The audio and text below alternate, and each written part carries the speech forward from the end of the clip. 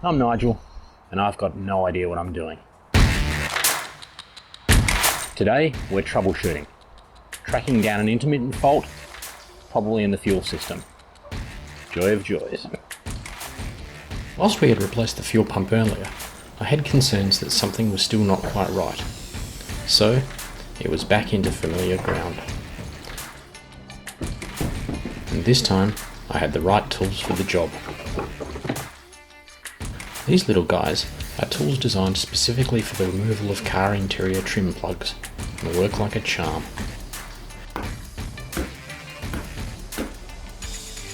Getting the rear parcel tray carpet out was a bit easier this time, partially thanks due to previous experience and partially due to the fact that I'd never actually finished putting them in properly.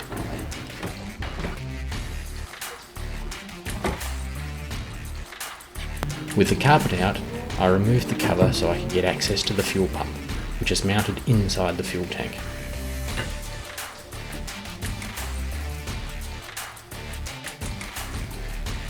But before anything else, I needed to go for a drive.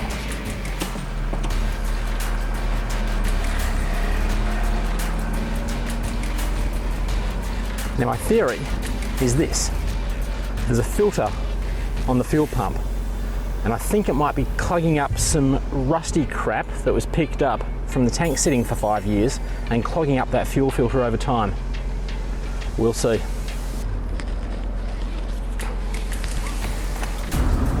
Now if I'm right, what we'll find is in maybe 25 minutes, the car will start to stutter and stumble.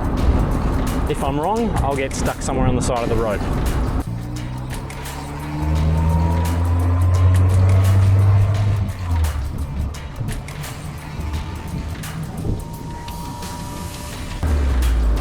So one thing that struck me in the last few days about this car, I really wasn't expecting it, is just how enjoyable it is to drive when you're not really pushing it. And obviously you don't want to be pushing it in, suburban streets.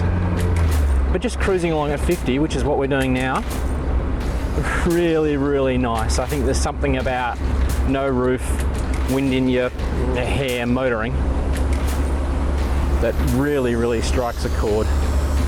As I've always said, you've got to own one convertible at least once in your life.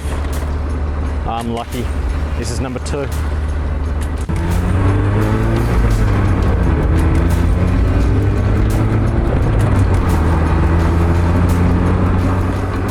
So what I'm doing is being very, very conscious of any little hesitations and hiccups on acceleration.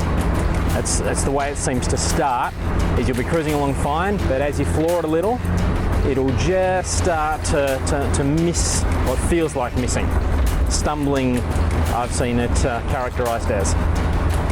It's not doing it right now. I'm kind of 15 minutes in.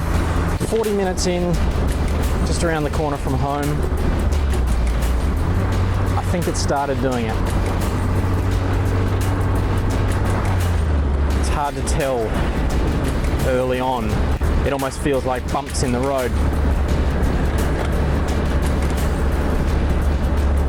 Sorry, camera. One thing you do get in this car is more than normal levels of vitamin D. Oh, and sunburn. You get that too. When I hit the throttle, it just bogs down, and at low revs, there is nothing. One more corner and we are home. Well, 2 if we include the driveway. All right, well, this is the objective, was to get it to be doing it, and it's doing it.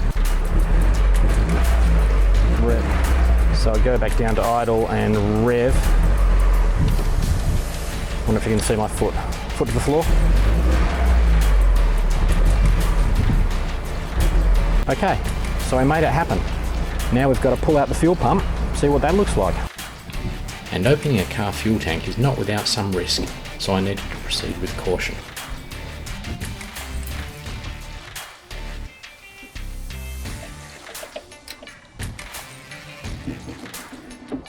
The fuel pump assembly is integrated with the fuel gauge float, which is why it looks sort of like a toilet system. The mechanism of the gauge is actually quite similar.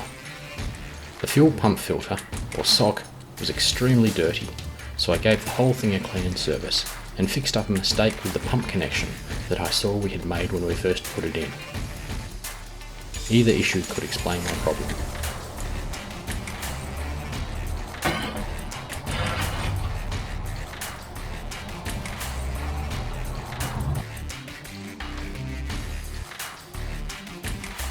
Then it was just a matter of putting it back in the tank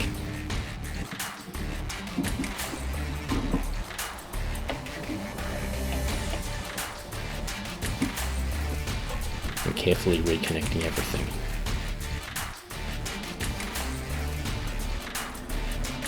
Now, will it actually start?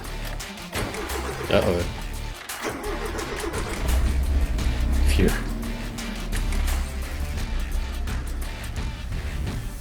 It all runs nicely, and I can feel the fuel pump humming along as it should.